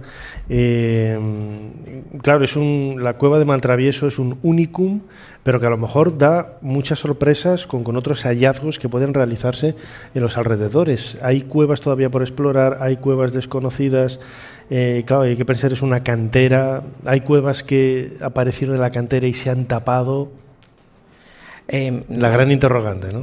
La gran interrogante, mira, la palabra casi que te la contesta hace poquito, cuando se hizo la ronda de circunvalación, una de las nuevas rondas de circunvalación, aparecieron 2 cuevas nuevas. José Ramón, mi compañero José Ramón, las vivió directamente con. Y buscando con nosotros, manos como locos, ¿no? Y buscándolo, lamentablemente en una de ellas no han aparecido restos, están por investigar todavía, pero en el otro lado hay una cueva que es fantástica porque tiene un estado de conservación excepcional y tiene un conjunto paleontológico fabuloso. En este caso no son cubiles de hiena, son cubiles de lobo, dicho por los que saben, por los expertos que saben, y eso está preservado ahí. Es una auténtica joya, porque todo eso está en superficie. Esa cueva fue abierta durante el proceso de obras de la nueva circunvalación y, por tanto, no sé si a la pregunta que tú me has hecho, yo por mí encantado. Yo estoy seguro que quiero y deseo que no se queden las manos solos en Maltravieso, sino que las manos se sigan repartiendo por otras cavidades que podamos encontrar a futuro en este entorno del Cararizo tan maravilloso de Cáceres. Desde luego que sí, a mí me parece algo totalmente fascinante y sobrecogedor, ¿no? Echar la vista atrás con ese horizonte temporal de tantos miles de años, 66.700 años, ahí es poco, y que bueno, que precisamente esas huellas, esas primeras huellas de pinturas las tengamos aquí en Extremadura, en Cáceres, en concreto en esta cueva de Maltravieso. Hipólito Collado, como siempre, arqueólogo, muchísimas gracias por habernos ayudado a hacer un poquito más de historia. A vosotros, y muchas gracias por esta difusión tan maravillosa que nos hacéis de este patrimonio tan humano y que nos hace tan humanos como es el de las manos de Cáceres. Gracias. Muchísimas gracias.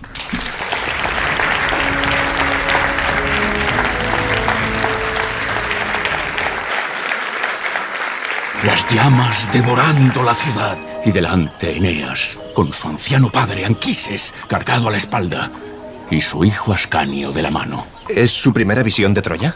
Querido colega, hay descubrimientos arqueológicos que empiezan a ver la luz antes siquiera de hundir una pala en la tierra.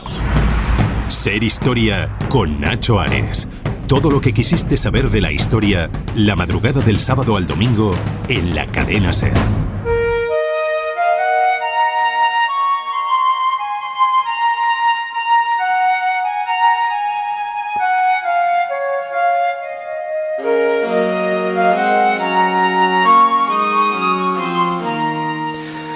Continuamos aquí en Ser Historia, en la cadena SER, a muy poquitos metros de esta cueva de Maltravieso, este icono de la prehistoria, donde aparecieron, lo decía ahora, esas pinturas, las más antiguas, grabadas por un homínido en una pared, esas manos de casi 70.000 años, algo realmente sobrecogedor, ¿no?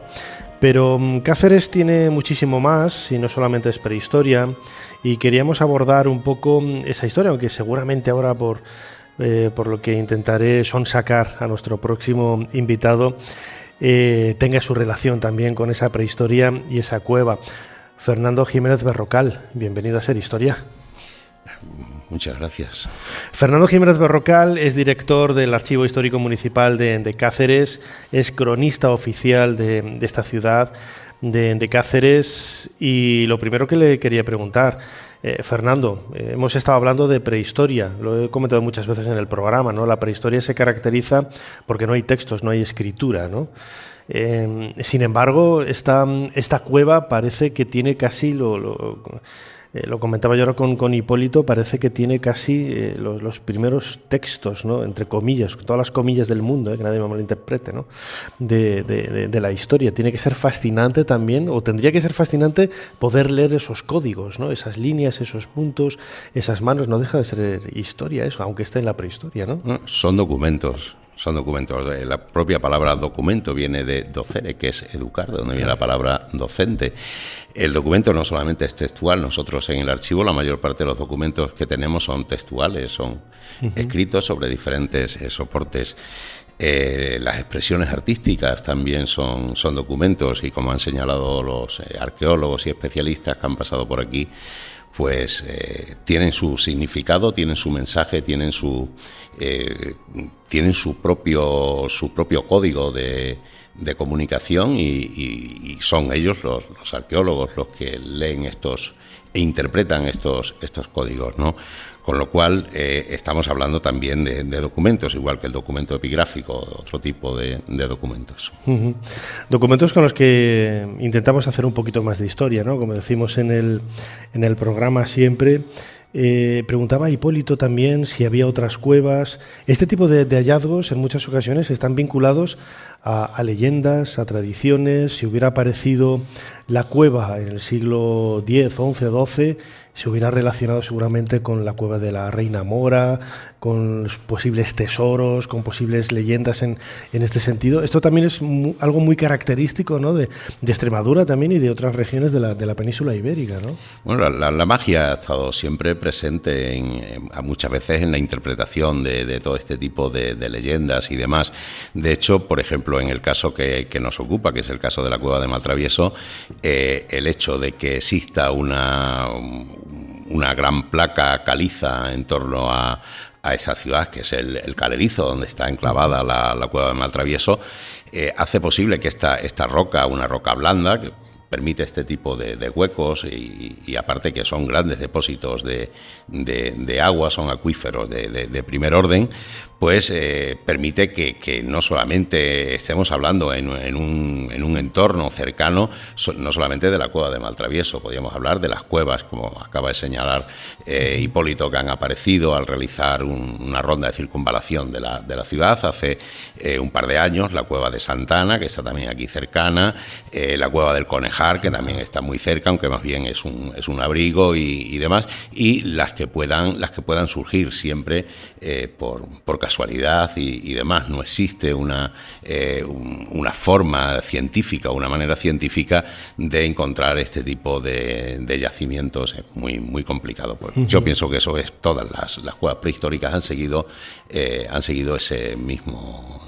mismas maneras de aparecer y de hacerse de alguna manera visibles en el tiempo presente. Si hubiese aparecido en la Edad Media, pues hubiese tenido quizás pues una interpretación más de magia. En Cáceres es una ciudad con un recorrido muy largo por los caminos de la historia, porque es de las pocas ciudades.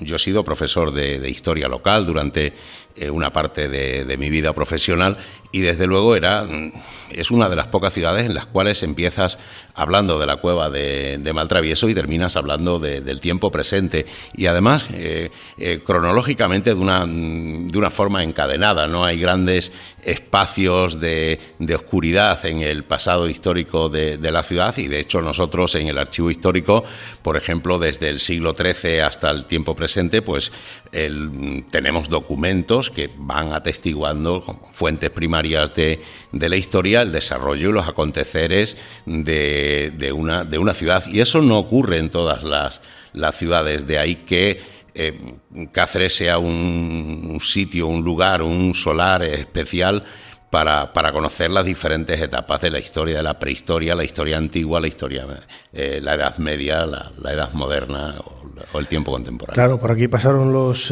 romanos, por aquí pasaron los musulmanes, por aquí hemos pasado nosotros, judíos, todo el mundo. Y la propia ubicación, ¿no?, estratégica, ¿no?, de la ciudad ya lo dice todo, ¿no?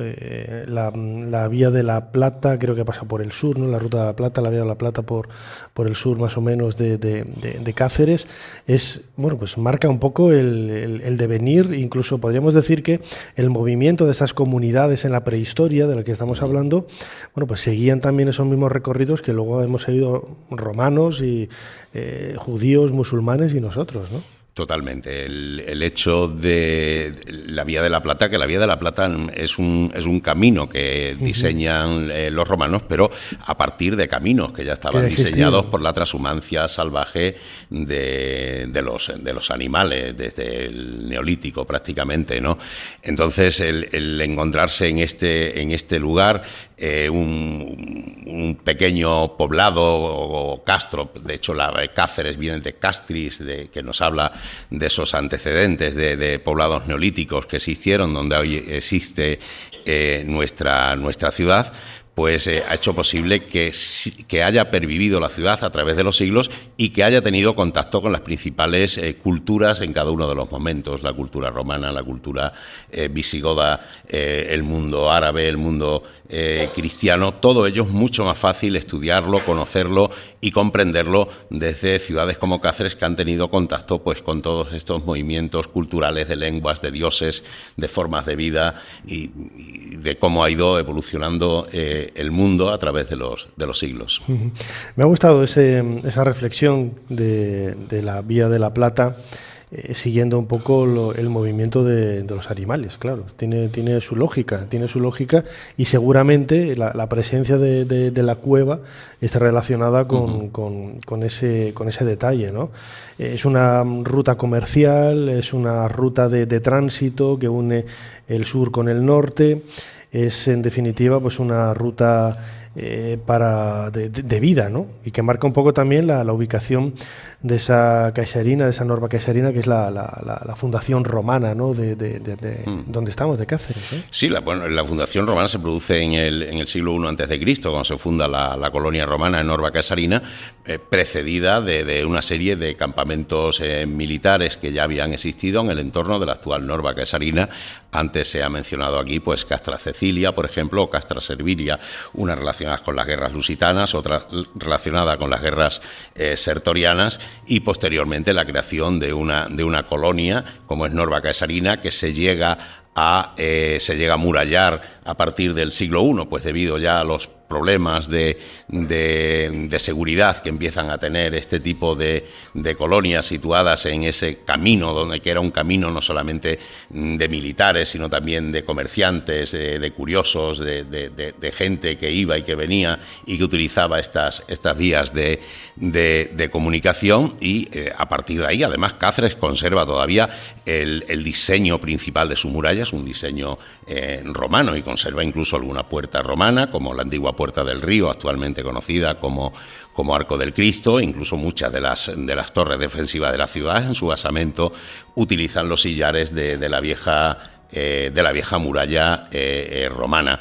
Hay un periodo oscuro en la época visigótica, cuando precisamente muchas de estas colonias son tomadas al asalto y muchas son destruidas por las emergentes invasiones bárbaras y demás, pero a partir del siglo X, por ejemplo, pues ya tenemos noticias a través de geógrafos árabes de la existencia de esta ciudad, de la persistencia de la ciudad, de no haber desaparecido, y ya nos hablan los geógrafos árabes de que es una tierra de racias, que aquí es donde se reúnen para asaltar el país de los cristianos.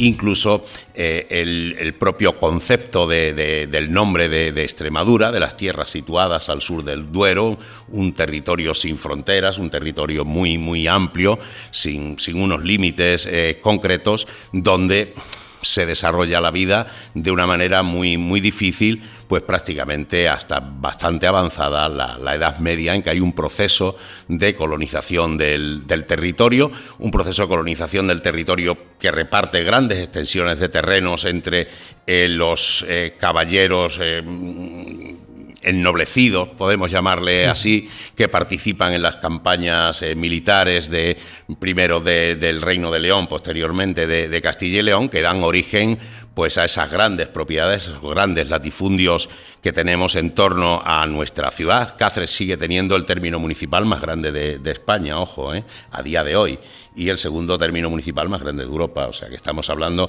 de un término municipal inmenso, y donde se va a instalar una mesocracia terrateniente, que es la que va a construir esos grandes palacios o casas solariegas dentro del recinto amurallado, que hoy día pues son pues el principal tesoro arquitectónico que conserva la ciudad monumental de Cáceres. Claro, usted lo dice, Fernando, Cáceres es una ciudad monumental, llena de palacios que muestran un poco ese rancio abolengo, ¿no? De una historia muy rica, una historia muy dura al principio, ¿no? Al igual que lo debieron de vivir esas poblaciones, esas comunidades hace decenas de miles de años, pero que la vida nunca ha sido tan... hoy es más relativamente sencilla, ¿no? Pero no deja de ser un lugar en aquella época debía de ser considerado inhóspito, ¿no? Totalmente. Prueba de ello, por ejemplo, como anécdota, decir que en el siglo XII Cáceres es tomada por el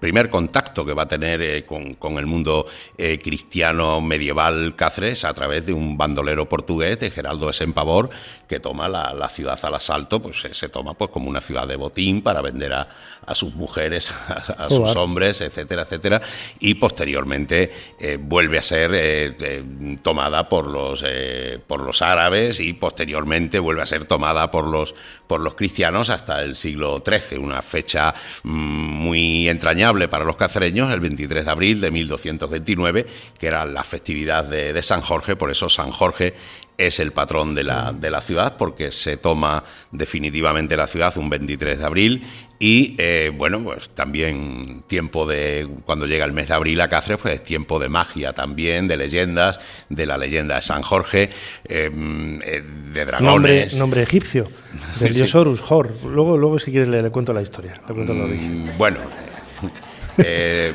Horus luchó contra su tío Set, y el cristianismo lo trasladó a un legionario romano en forma de San Jorge, pero no bueno, yo tenía entendido que era un nombre griego, pero bueno... Sí, no pasa nada. Muy bien, pero en cualquier caso, la imbricación, ya para ir acabando, lo que queda muy claro, ¿no? en la ciudad de Cáceres es la imbricación y cómo se van solapando. Podríamos esperar quizás de una forma abrupta, pero al final pues de una forma bastante armoniosa, ¿no? Diferentes culturas, diferentes pueblos, diferentes historias, hasta llegar a lo que tenemos en la actualidad. Es un camino largo por la historia, el que ha sufrido o el que ha tenido la suerte de tener esta ciudad. Cuando visitamos la ciudad monumental con un amigo, pues hablamos de los romanos, de los árabes, de las órdenes militares, de los cristianos, de las ciudades de realengo, del siglo XVII, del siglo XVI, incluso, como señalaba José Ramón, de lo que también existe fuera del recinto amurallado, porque Cáceres, a partir del siglo XIII, se dan una serie de posibilidades para construir casas fuera del recinto amurallado. Tiene un arrabal también riquísimo, con un tipo de arquitectura popular. Es la única ciudad, actualmente pertenece a la red de juderías de España y es la única ciudad de la red de juderías que tiene dos juderías, una judería primigenia, antigua, dentro del recinto amurallado, y la judería nueva fuera del recinto amurallado. No ha habido ninguna cultura yo diría que desde la antigüedad hasta el tiempo presente, que no haya tenido contacto o relación con esta ciudad, lo cual la hace muy rica a nivel histórico. Universal, claro. Claro, de ahí que sea hoy día pues un destino importante dentro de lo que se denomina el turismo cultural o el turismo histórico, y además una ciudad que luego tuvo la suerte o un trabajo por la suerte, yo creo que no existe, que hay que trabajársela, de ser declarada Patrimonio de la Humanidad en 1986, lo cual marcó un antes y un después, sobre todo para que los propios cacereños nos creyésemos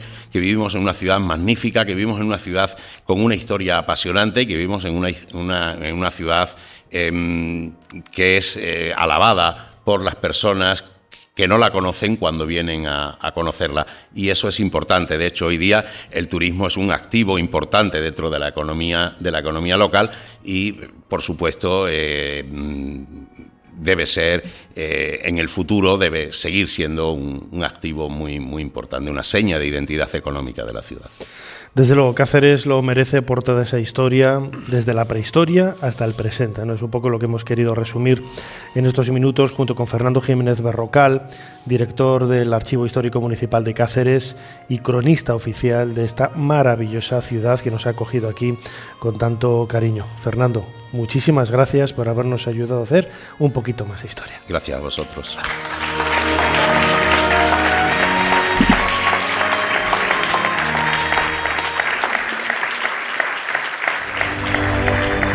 Tutankamón, joven faraón perteneciente a la dinastía XVIII de Egipto, cuyo nombre original Tutanjatón significa imagen viva de Atón. Reinó durante tan solo 10 años. El restaurador, el armonizador, el tesoro de su tumba. Carter, ¿se da cuenta de que nadie ha entrado aquí en 3000 años? El tacto de la pared húmeda, el pequeño aire gélido, las siluetas de las estatuas. El silencio casi místico. Ser Historia con Nacho Ares. Todo lo que quisiste saber de la historia, la madrugada del sábado al domingo en la cadena SER.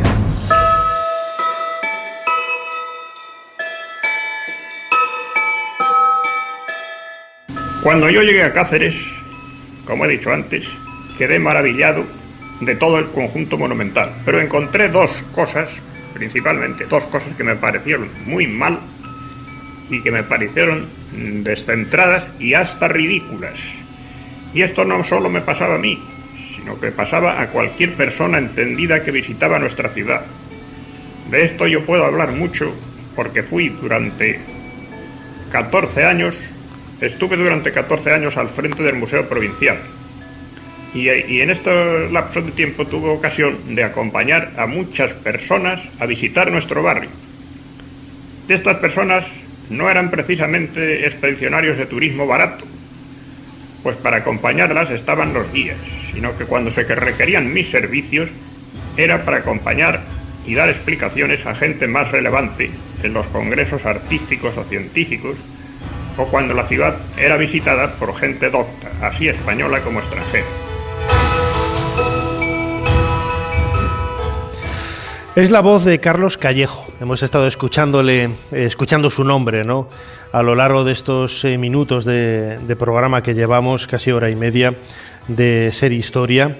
Y no podía faltar escuchar al menos su voz, ¿no? Es quizás uno de los protagonistas del hallazgo, no tanto de la cueva, sino de las pinturas en ese año 1956, que tanto ha marcado quizás el devenir, ¿no?, de todo lo que hemos comentado y que, como se presentó también en el cronovisor al comienzo del programa, es una suerte de Marcelino Sáenz de Sautuola en versión extremeña, ¿no?, que nadie le creyó a Marcelino, nadie le creyó cuando descubrió las pinturas de Altamira, y tuvo que ser con su tesón, con su trabajo, cuando cambiara, ¿no?, la forma de ver absolutamente todo en la comunidad científica de la época y reconocer la valía y el valor, valga la redundancia, de esas pinturas. Y queríamos hacerlo hablando con su hijo.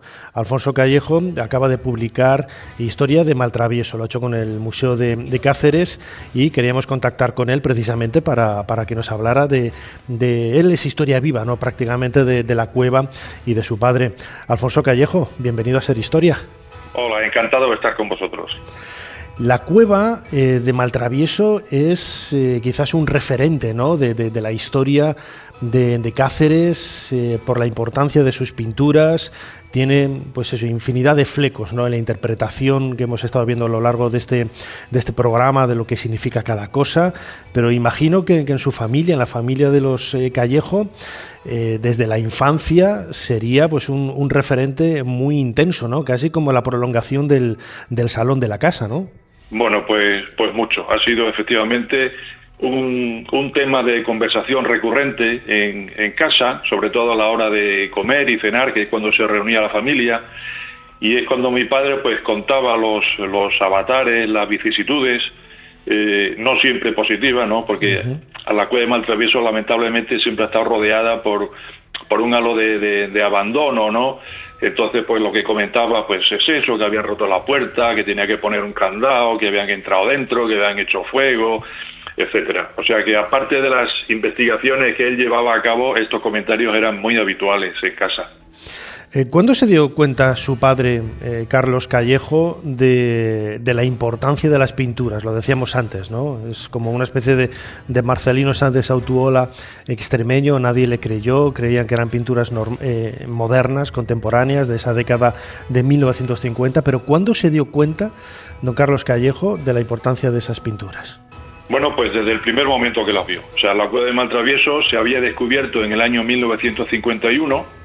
Era una cueva que estaba abandonada, no solamente abandonada, sino que estaba desapareciendo, porque estaba enclavada en una cantera de extracción de piedra caliza.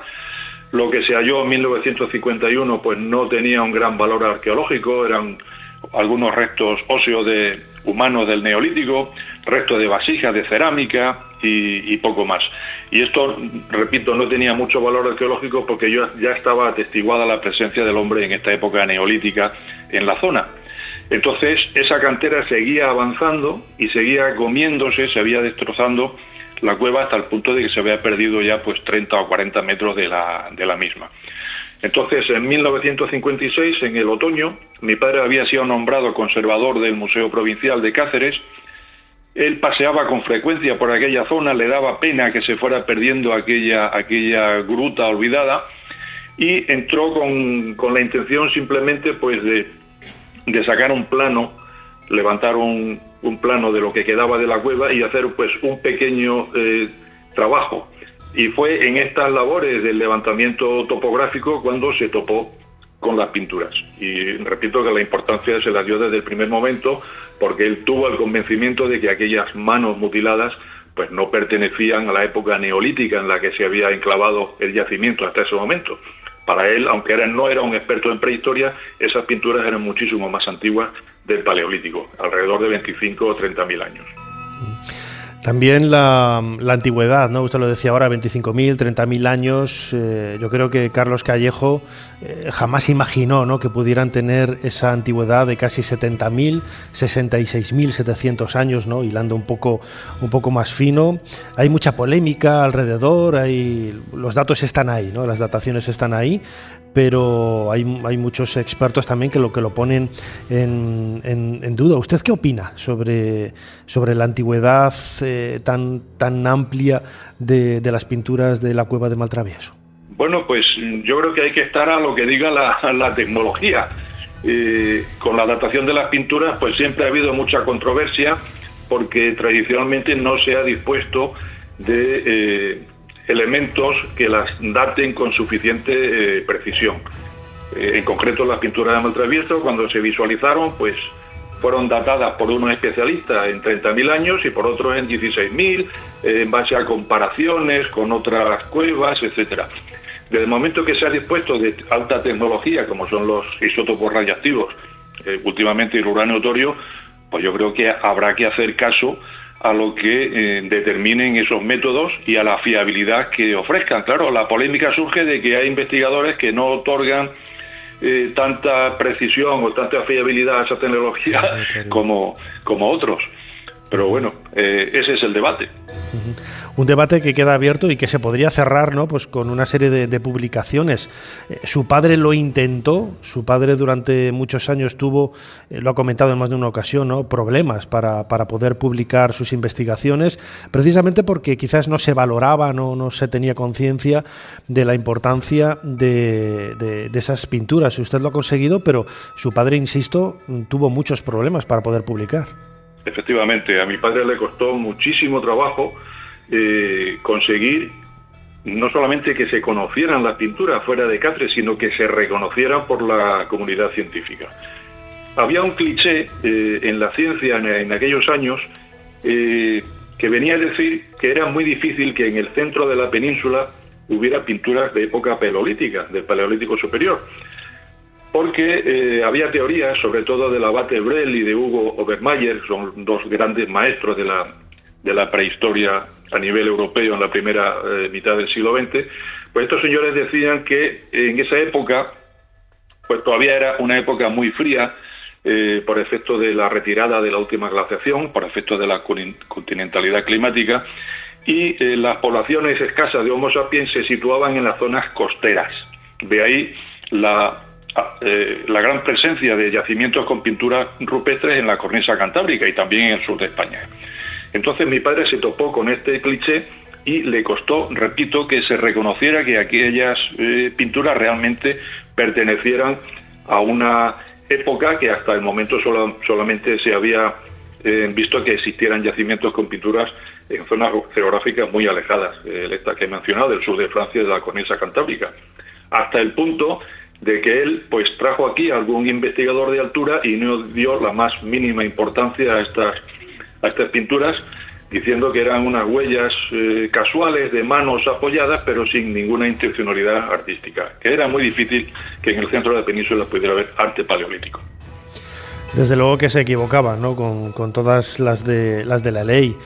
Se ha publicado mucho, lo decíamos ahora, se ha investigado mucho, pero todavía queda, pues quizás, iba a decir lo más importante, ¿no? Confirmar todos los datos que se han propuesto hasta ahora, llegar, lo hemos comentado en algunas ocasiones aquí en este programa, ¿no? Y llegar a identificar el significado del simbolismo de esas manos, pero Alfonso Callejo, autor de este libro Historia de Maltravieso, hijo de Carlos Callejo, el descubridor de las pinturas, ¿qué cree usted que es lo que queda por hacerse en la cueva? Pues yo creo que queda por hacer todavía bastante. Quizá no tanto en el asunto de la investigación de las pinturas, que también, porque la tecnología va evolucionando. Por ejemplo, mi padre las manos que visualizó, el número de manos, él llegó a 30, 32 manos. ¿Por qué? Porque los elementos que existían en aquella época exclusivamente era la vista, los ojos. Esas son las manos que se ven en Maltravieso a simple vista, porque ya sabemos que son bastante tenues, están bastante deterioradas.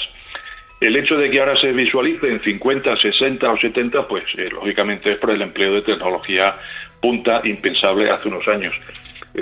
¿Quién nos dice que dentro de X tiempo, de una década o dos, pues dispongamos de otro tipo de tecnología que permita, pues, no solamente visualizar más pinturas, sino grabados o otro tipo de representaciones? Por tanto, nunca se puede decir en prehistoria, nunca se puede decir que hemos terminado de investigar, es un continuo. Y aparte, decía, del tema de las representaciones pictóricas, pues hay otro tipo de investigaciones que ya se han iniciado en la cueva, de corte paleontológico, geoarqueológico, determinar la sedimentología, estudiar los huesos, otros materiales, y eso se ha hecho poco hasta este momento. Ahí entramos en otra polémica, digamos, de que hasta qué punto es conveniente excavar, por ejemplo, en el interior de la cueva o no, a la vista del deterioro que han mostrado las pinturas durante las últimas décadas. Historia viva de la cueva de Maltravieso y, en definitiva, historia viva de la arqueología.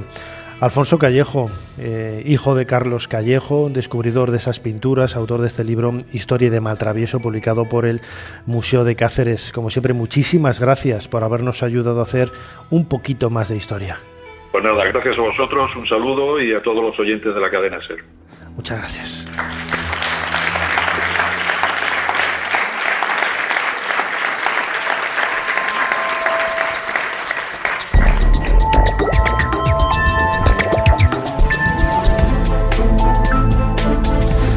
Llegamos al final, ahora sí, de este programa especial de Ser Historia que hemos hecho desde el Centro Cultural Antonio Rodríguez Moñino, aquí en el centro de Cáceres, a pocos metros de la cueva de Maltravieso. Vamos a decir que celebramos los 66.700 años, ¿no?, de la cueva, y que por eso hemos hecho este programa especial. Sí que quería dar las gracias al Ayuntamiento de Cáceres y a la Junta de Extremadura por hacer posible este programa, y un saludo, un cariñoso beso muy grande para todos los compañeros de SER Cáceres que están cumpliendo esos 40 años, ese 40 aniversario. Quería acordarme especialmente de Inmaculada Salguero, Ángel Blanco y nuestro compañero José Luis Hernández, todos ellos vinculados a la cadena SER en Extremadura. Un aplauso muy fuerte para todos ellos.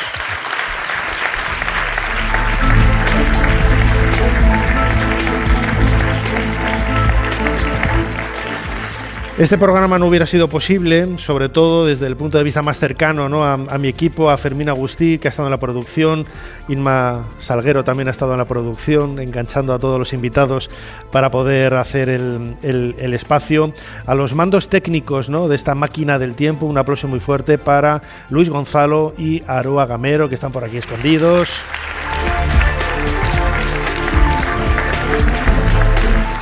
Ana Caballero, nuestra compañera, controlando las redes sociales, y delante del micrófono, vuestro humilde servidor, Nacho Ares. Muchísimas gracias a Cáceres por haber venido a la grabación de este programa, y nos seguimos escuchando aquí en la cadena SER dentro de una semana. Hasta pronto. Suscríbete a SER Historia. Todos los episodios y contenidos adicionales en la app de Cadena SER y en nuestros canales de Apple Podcast, Spotify, iVoox, Google Podcast y YouTube.